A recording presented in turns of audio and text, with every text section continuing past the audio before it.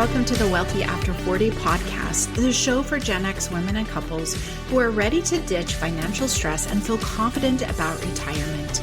I'm your host, Daleen Higgins, money coach and retirement strategist, to help you gain clarity and confidence with your money by creating a spending plan that aligns with your financial goals and dreams so you can spend intentionally, save consistently, and feel at peace about your future. Join me every week to understand your money, simplify your decisions, and take intentional steps toward the life you want.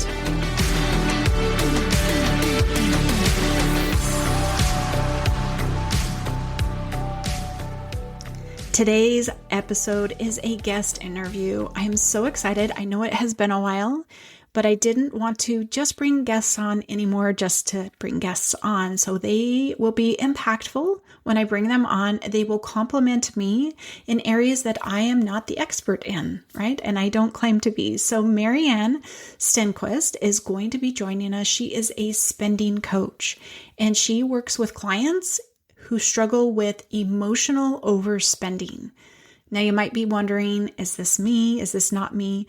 Listen to this episode. We discuss it.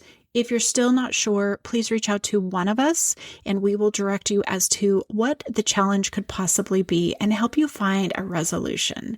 You will find both of our links down in the show notes. We both have a workshop, so please sign up for one of those as well. But I welcome you to the episode.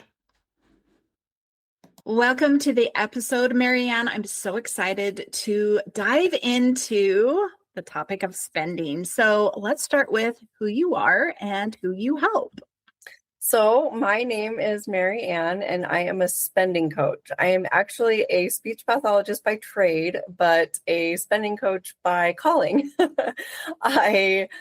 Through many different roads, I found myself struggling with overspending, and I was unable to work as a speech language pathologist due to the new road and journey my life took.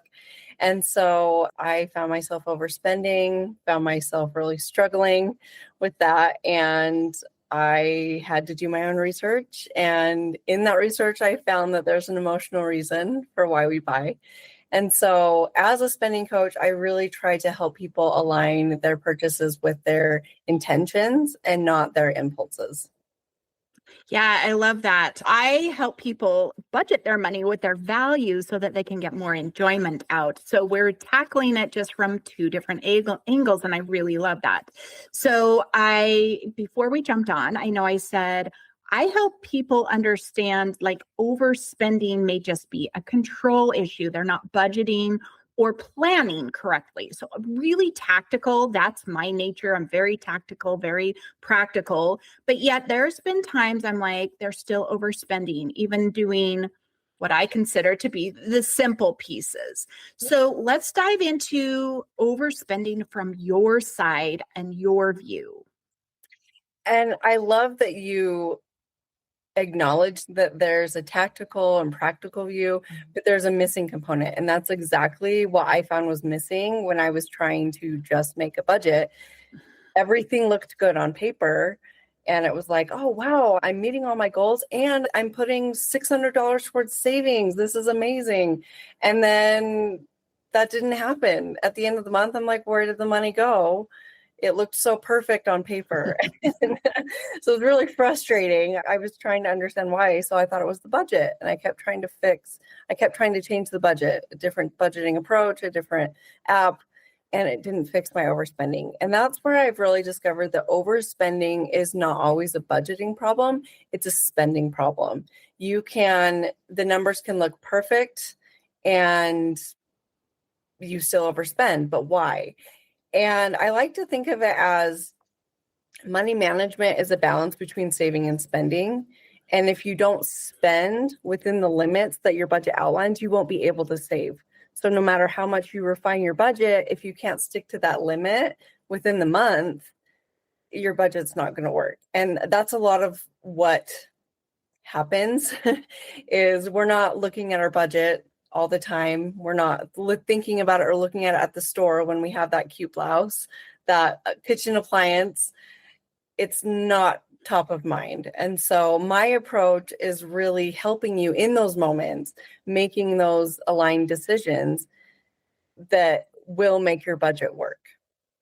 Yeah, I love that. Yeah, being very practical, logical planner, you can lay it out, but having those strategies that help you in the moment is key. It's definitely key. And so, yes, I build in values, but tell us how you help clients in that burning moment of, I just have to have this purse, or I just have to have whatever it is. And how do you help them and guide them? Yeah. So first of all, I do establish what their values are. And I love that you do that as well, because that is really the motivation. Our brains, in the study that I've done about the brain, are very bad at assessing value if you just have one thing. And so if you compare that thing to something else, then you can accurately value that thing. So if you're, contemplating buying that kitchen appliance, you compare it to your goal of getting out of debt or doing a kitchen renovation, and you're going to have an easier choice. So establishing that value is number one. Number two is, how do I break that instinct to just, I see it, I want it, I buy it, that just seems to happen. The spending doesn't just happen, but it feels that way. So in the moment when I have clients and they're struggling, what I have them do is pause. And there's really power in the pause. I don't have them put the item in their car. I don't have them put it in their Amazon car. I just have them like pause from that item. Get up and walk away from your computer, walk around the store, and just think about the item. Because when you see it, when you hold it, it's almost like you own it. And the only thing keeping you from buying it is just swiping a card. And that seems a very small price to pay. But when you remove yourself, even just for a walk around the store, you can just think about like, okay, what do I want about this item? And the interesting thing that I have found is that you're not actually wanting the item, you're wanting what the item can give you. And that pause allows you to think like, why do I want that item? What is that item going to do for me? And then you can think, do I already have that in place? Do I have something at home? Do I have 5 of those items that are sitting unused? And this is just a new feature. It allows you to think more critically about the purchase. Yeah, I love that. Now, I know I've worked with clients and they'll be like, well, I had to get this thing, which is like, okay. And it was a big choice, but then they have to get to everything that goes with it. Yes. And so talk to that. Like, how does somebody work through, well, I've got this, so it has to come with this and this? That is a very easy trap to fall into. And the trick is, I've coined the phrase, try before you buy, not in the sense of marketing where they allow you to try before you buy it, but you need to prove to yourself that you are going to use the item before you even have the item in your possession. So the best example is like working out, gym clothes. We think, I'm going to work out. So you go out and buy all the gym clothes. Instead of buying before you actually try working out in your life, prove to yourself that A, I can keep my commitment to work out, and B, you prove how many times you're actually going to fill it. And then you say, okay, if I am consistently working out 3 times a week, then what do I need to fill that habit, that ritual that I've already created? And so you need to ask yourself, if I buy this item, will I be able to implement it today?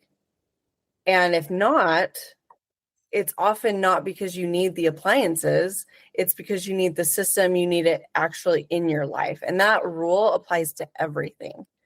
Yeah. It's what kept me on track to not buy the fancy digital calendar I wanted 3 years ago. It was Black Friday and it was the fancy calendar. And I was like, this is going to solve all my problems.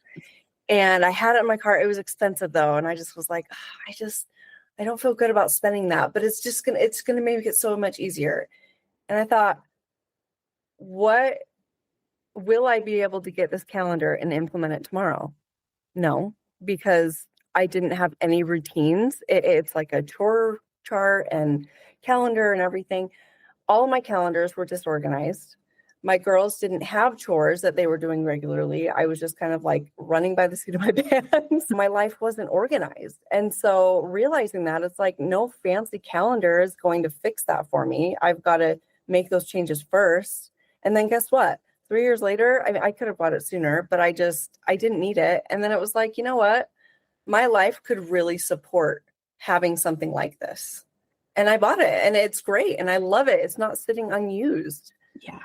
Yeah. We really can use that to our advantage and not get sucked into like, I need it now, because it's always going to be there. The internet has everything. Well, and I love what you said. And it's what I find in working with clients in anything, right? We think we have this problem. Yeah. And so we go after, for spending, it's like buying something. For money, it's approaching something that's the wrong problem. And so really getting clear on, like yourself, it was organization. I needed to do a little more work on the true problem before I was going to find success. And, you know, I think that's so important to recognize that as well. So let's shift just a little bit and say you did buy that, or say a client and they're like, well, I just bought it. And they're going through now that shame and that guilt, which is very easy to do. We're all human. We all feel bad when choices don't line up with what we know we should have done. But practice makes perfect. I do believe that. So how do we solve these feelings or work through these feelings to help us find success? That is a very natural process to go through. Even with things that we like, we think, oh, I shouldn't have bought that. I should have waited. I could have used what I already had. And so instead of inviting those thoughts and feelings of guilt and shame, I want you to acknowledge that there was a justified reason for why you bought it. There was a reason, even if it does seem a little blown out of proportion. You need to get to that core reason of, what was I trying to buy with this? Even if it's makeup. Why was I buying this trending blush when I have 10 in my closet? You wanted the look that it gave you, and the marketers promised that thing. And so it's an easy, yes, I'm not getting that with my current thing, so this is going to fix it. And then you realize, well, maybe it wasn't the makeup, maybe it was the tool, maybe it was the brush I needed. And that's why I'm just buying all these brushes. So really just analyzing your last, you don't have to go through your credit card statements. You don't, just think about the last 5 things you've bought and ask, like, what was I trying to buy with those things? And that will really bring the logic back into it and just say, like, okay, I bought it for this reason. But then go beyond that. And it's like, did I need to buy that item to get that need met? It's like, technically with the makeup, no, because you have those 10 blushes sitting already and you're not even waking up 10 minutes earlier to use the blush. So it's like, technically you didn't need it. You wanted it. It wasn't a need.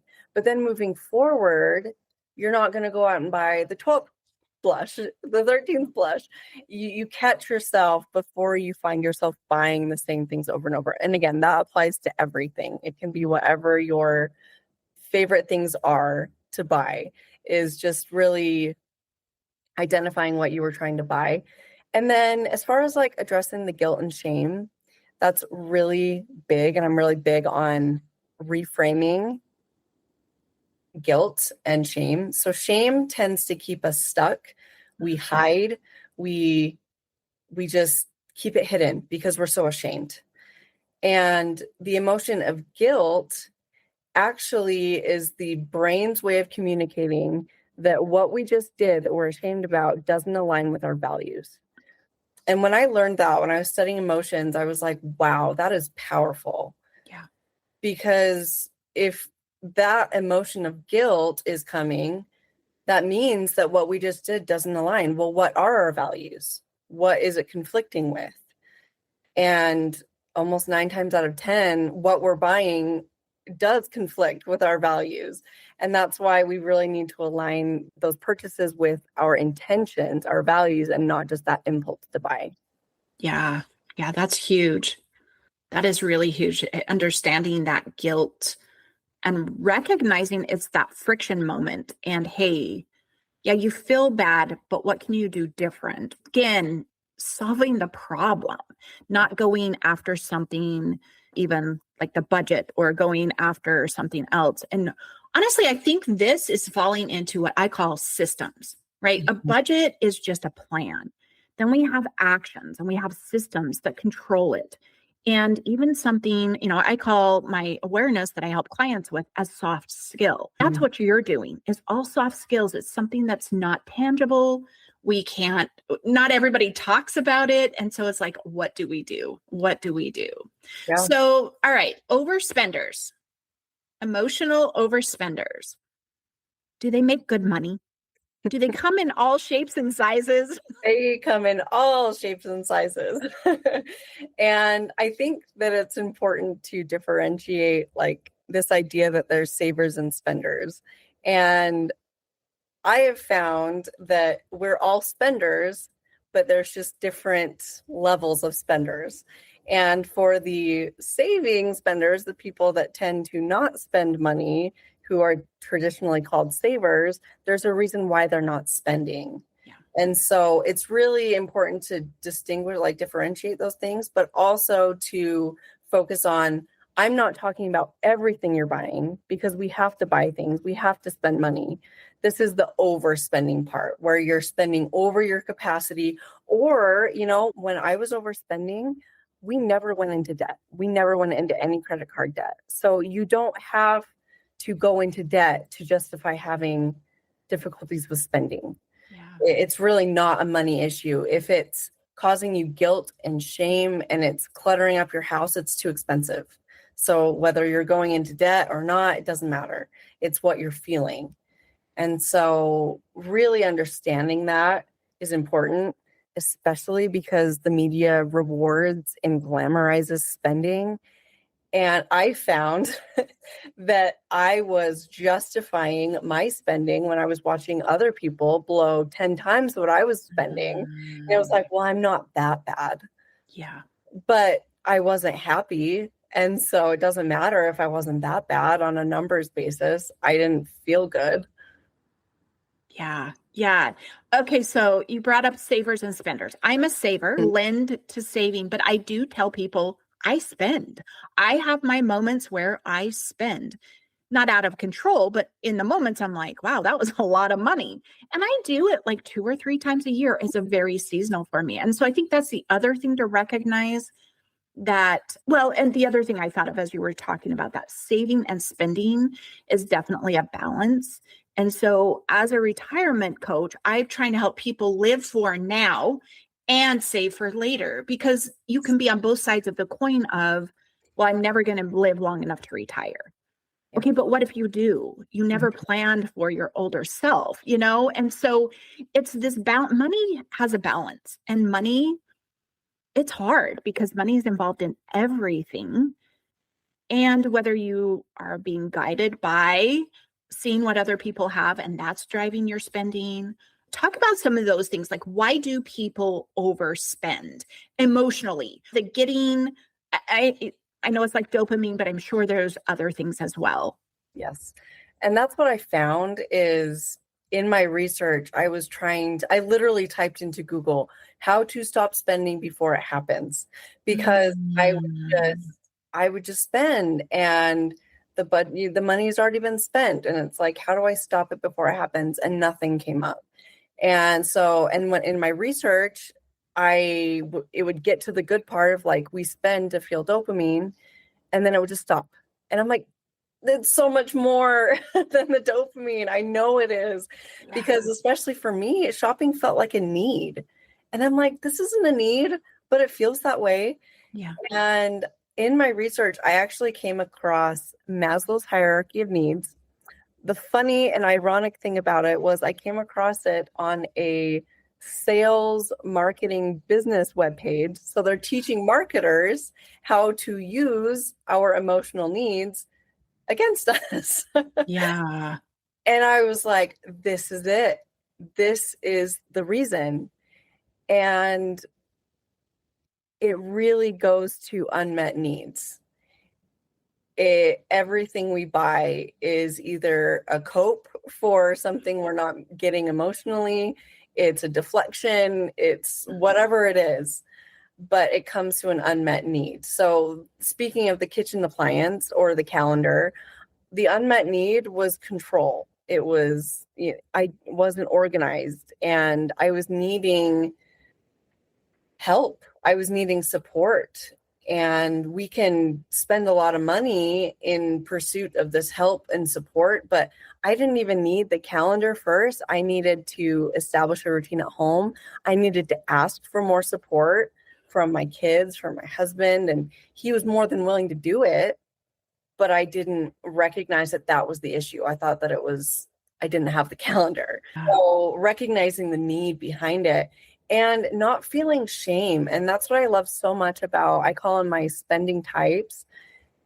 They're not labels. They are ways to help you identify what need is not being met and what need is like your primary emotional need that you tend to buy to try to fill. And it takes away the shame, and it also gives you tools, because not having an emotional need being met is fixable. And it doesn't feel that way when you're just buying and don't know why. Yeah, that makes sense. Okay, so you had to go on a journey on your own because Google didn't come up with anything.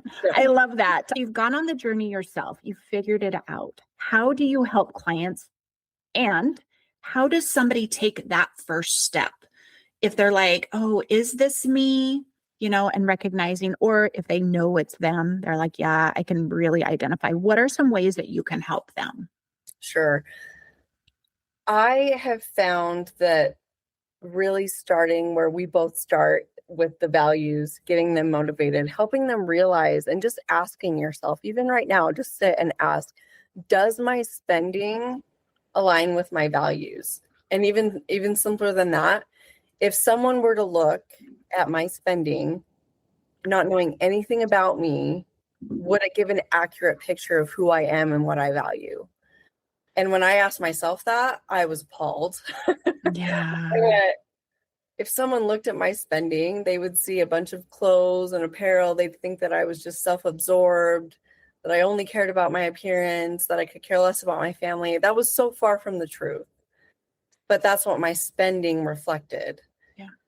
Once I realized that, and once I realized that my values are my family, personal development, and this business idea that I started to have. And once I had that, it was like the desire to change happened overnight. And then spending followed. So it really is getting on board with values. And then once we get that comparison point of what you're saving for and spending less for, then we're really keeping track of those unintentional purchases, those impulse purchases, and not just like I spent this much. We're not even tracking the money. We're just tracking those. I put this in my car. I grabbed a $5 candy bar or a $5 treat at the grocery store. But not just that, it's why. Because I deserved it, because I'm tired, because I need a pick-me-up. And then you walk by the section in Target and it was like, oh, it was such a good deal, I couldn't pass it up. And I bought this home decor item. So you're capturing in the moment what your brain is telling you as like a justification for that's why I need it, is because I deserve it.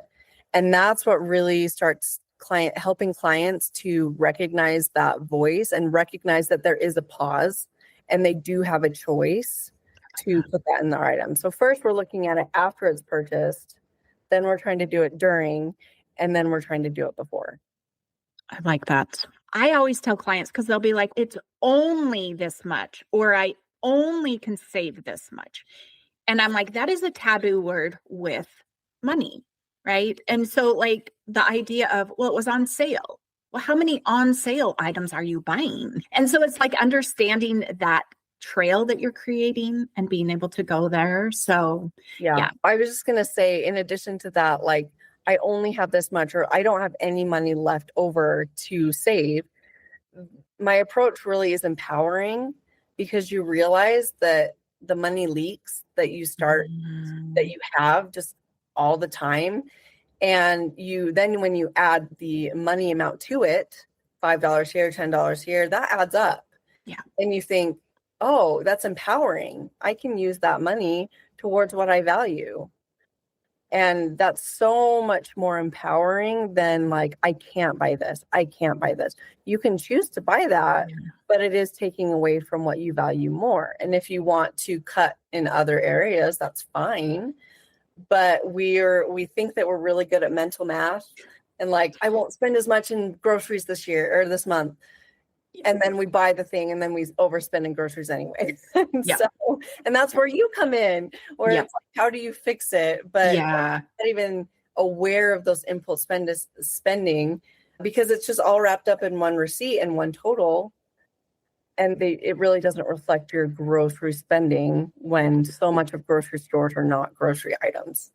Exactly. And as you were talking earlier about the candy bar, I was thinking, as children, right? As kids, those end caps, those things, right? As you're waiting to check out, which now you can do self-check, but I remember going with my mom and be like, well, can I get this? Can I get this? Can I get this? It's that strategy by the grocery stores, by the stores, by the marketers. And we have to learn to put our bumpers on. And what is it that we really want? I heard a money coach.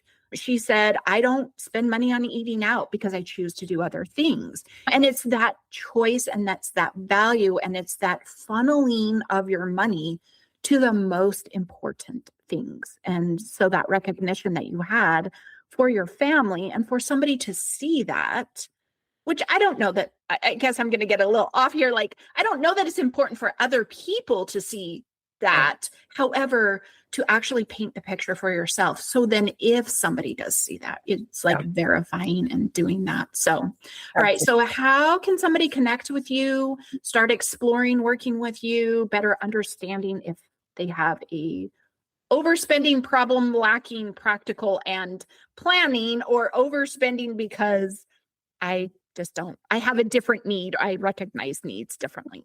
Sure. So I have a few options. The easiest way, the fastest way is my spending types quiz that helps you identify what drives your urge to overspend and what emotional need may or may not be being met. And then once you do that quiz, you're on my email list, and then you can find more ways to work with me. But I also I'm trying to do it every month, but right now it's every 2 months. I do a workshop. It's $10, and it's a great way to just understand, like, how do I break the cycle? And it's a great way to see how I approach things. And the group sizes are pretty small, and in the sense that I like it that way, because we can even workshop something you are struggling with. So being live is like the most valuable thing ever, to just get that one-on-one help, even for just getting you unstuck. And then I'm just on all socials. Become Unshoppable is my business name. And just feel free to connect. If you're not ready to commit to those options, then just send me a message. I love talking with people. It's a lonely world in this world of entrepreneurship and online, and I just love chatting. So feel free to just send me a message. We'll strike up a conversation, and I'll let you know like what I feel is best for you if you're not sure even where to start.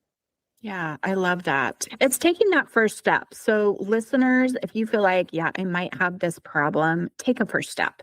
And if you're like, well, I just don't really know Mary Ann that well, and I've been listening to Daylene a while, jump on a call with me.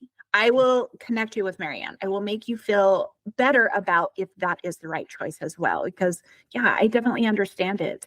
I don't have that expertise. That was not my journey, right? And we coach from our journey. We coach from our experience. And so if you're somebody that you're like, I just buy and I've already got 10 of those things, definitely go connect with her quiz, her workshop. You can dabble with her and then jump in. Any last words? I think just saying that you're not alone. And the feedback that I get most often from my clients is, what's the most valuable thing you got out of coaching, working with me just one time? What did you like the most? And the feedback that I get is just that I love that you get it and you understand. And that's the best feedback I could get. I wasn't expecting for that to be number one for every one of my clients. But it's like, I love that you understand, and there will be no judgment for me because I am all the spending types. I have made all the mistakes and it's just a journey, and we'll learn together. So don't feel like I'm going to come at you and look at your spending and ask why.